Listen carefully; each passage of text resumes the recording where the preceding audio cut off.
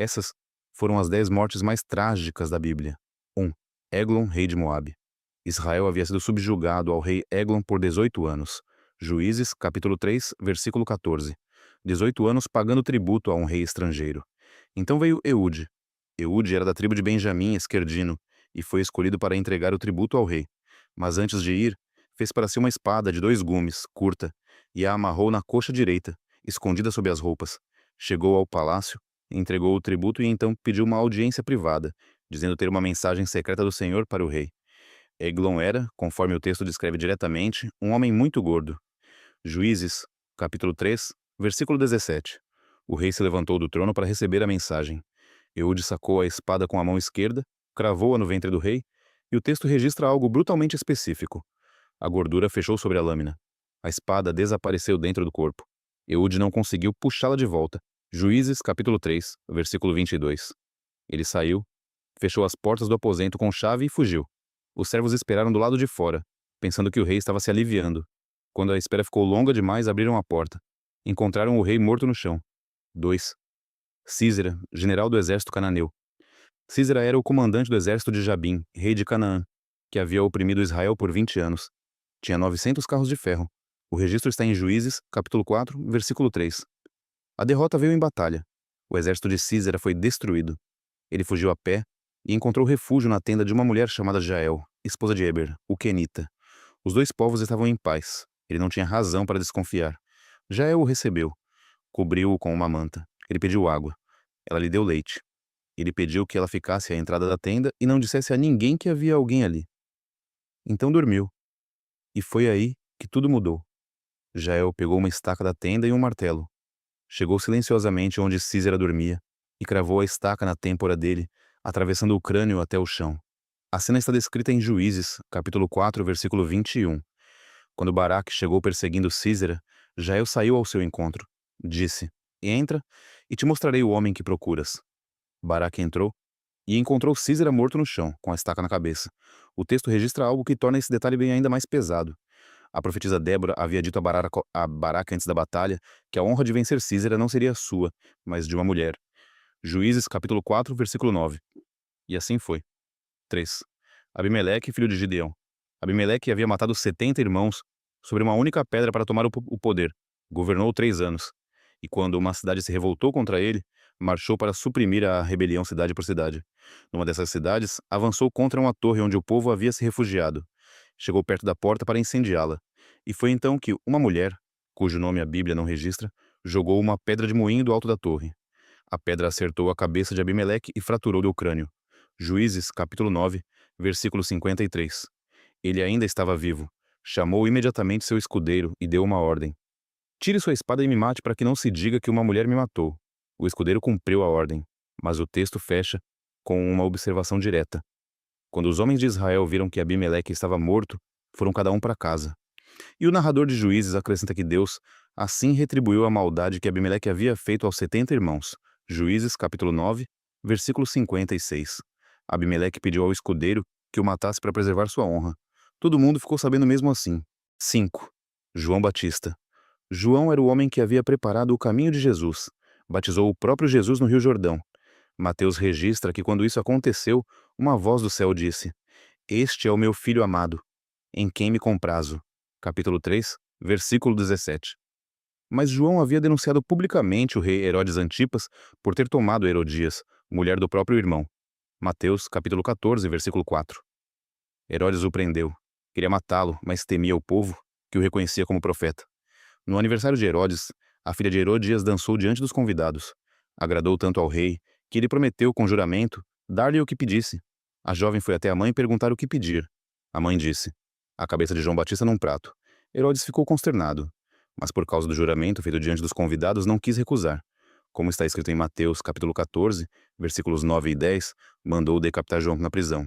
A cabeça foi trazida num prato e entregue à jovem, que a entregou à mãe.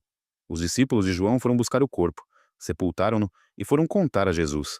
Se você acredita que esse tipo de conteúdo merece chegar a mais pessoas, deixa o like e se inscreve no canal. Isso ajuda esse conteúdo a alcançar quem precisa ver. Vamos continuar. 6. Acabe, rei de Israel. Acabe era o rei mais ímpio que Israel havia tido até então.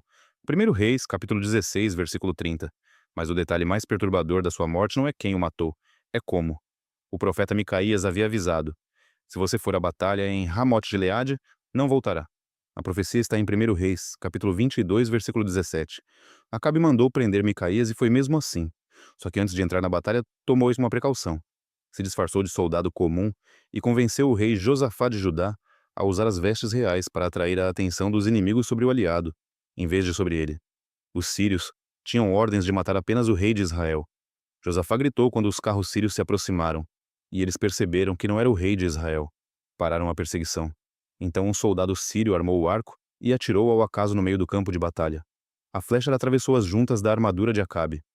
1 Reis, capítulo 22, versículo 34. Acabe disse ao seu condutor de carro: dá meia volta, estou ferido. Ficou apoiado no carro durante toda esta batalha sangrando. À tarde morreu. O homem que havia se disfarçado para escapar da profecia foi atingido por uma flecha atirada ao acaso por um soldado que nem sabia que ele era o rei. Não foi coincidência. Não há como chamar de coincidência. 7. Jezabel. Jezabel havia governado na sombra de 2 reis. Havia mandado matar os profetas de Deus. Havia assassinado Nabote para tomar sua vinha. O profeta Elias havia pronunciado a sentença anos antes. Os cães comerão Jezabel junto à muralha de Jezreel. A palavra está em 1 Reis, capítulo 21, versículo 23. Quando o general Jeú chegou a Jezreel para executar o julgamento sobre a casa de Acabe, Jezabel não fugiu. Se maquiou, penteou o cabelo, subiu à janela do palácio e esperou.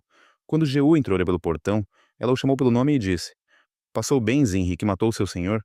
Era uma provocação.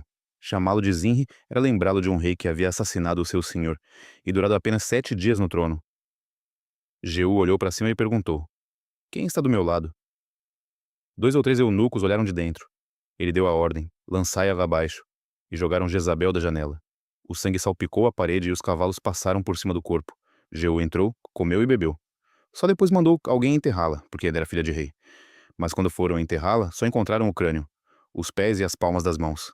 2 Reis, capítulo 9, versículos 35 e 36. Os cães haviam feito o resto, exatamente como havia sido profetizado. 8. Absalão, filho de Davi. Absalão era o filho mais belo de Davi.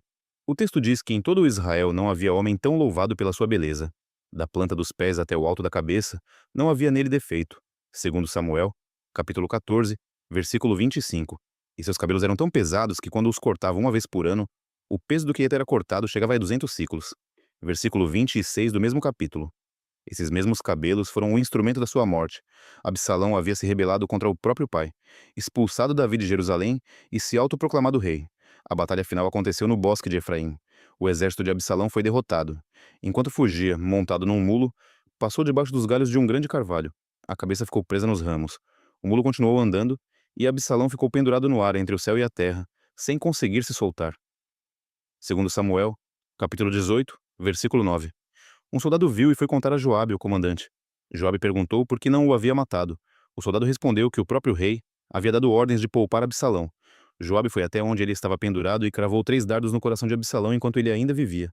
10 jovens que carregavam as armas de Joabe o cercaram e acabaram de matá-lo.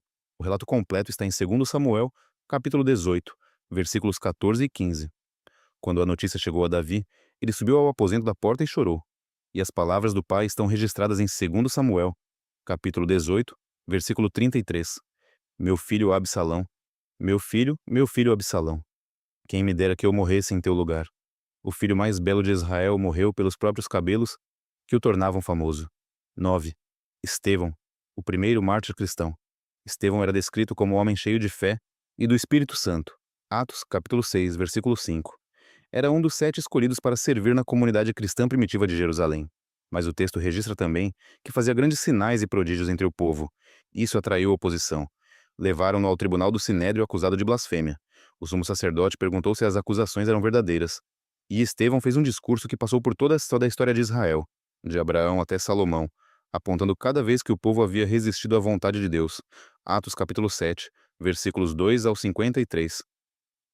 A última frase foi direta. Vocês são duros de cerviz e resistem sempre ao Espírito Santo. O texto diz que ao ouvirem essas palavras, eles rangeram os dentes contra Estevão. Atos capítulo 7, versículo 54. Mas então Estevão, cheio do Espírito Santo, olhou para o céu e disse que via os céus abertos e o Filho do Homem em pé à direita de Deus. Versículo 56 do mesmo capítulo. Gritaram com voz alta, taparam os ouvidos e se lançaram sobre ele. Arrastaram-no para fora da cidade e começaram a apedrejar. Enquanto era apedrejado, Estevão orou: Senhor Jesus, recebe o meu espírito. E depois, de joelhos: Senhor, não lhes imputes este pecado. E dormiu. Atos, capítulo 7, versículos 59 e 60. O texto ainda registra que as vestes dos que apedrejavam foram colocadas aos pés de um jovem chamado Saulo, o mesmo Saulo que mais tarde se tornaria Paulo. 10. A morte de Jonatã. Jonatã era filho do rei Saul e o melhor amigo de Davi. Primeiro, Samuel registra que a alma de Jonatã se ligou à alma de Davi, e Jonatã o amou como a si mesmo. Capítulo 18, versículo 1. Jonatã havia salvado a vida de Davi mais de uma vez, contrariando o próprio pai. Havia feito aliança com Davi, prometendo que nunca o abandonaria. Primeiro Samuel capítulo 20, versículo 42. E então veio a batalha do Monte Gilboa. Saul foi para a guerra contra os filisteus. Jonatã foi com ele. O exército de Israel foi derrotado. 3 filhos de Saul morreram naquele dia: Jonatã, Abinadab e Malquizua. 1 Samuel capítulo 31, versículos 2 e 6. Quando a notícia chegou a Davi, ele rasgou as roupas e chorou, e escreveu um lamento preservado em 2 Samuel capítulo 1. A frase sobre Jonatã é uma das mais pesadas de toda a Bíblia. Estou em angústia por ti, meu irmão Jonatã. Tu eras muito amável para mim. O teu amor era para mim mais maravilhoso do que o amor das mulheres. Versículos 25 e 26. Jonatã morreu numa batalha que não era sua causa, ao lado de um pai que havia perseguido o homem que ele mais amava.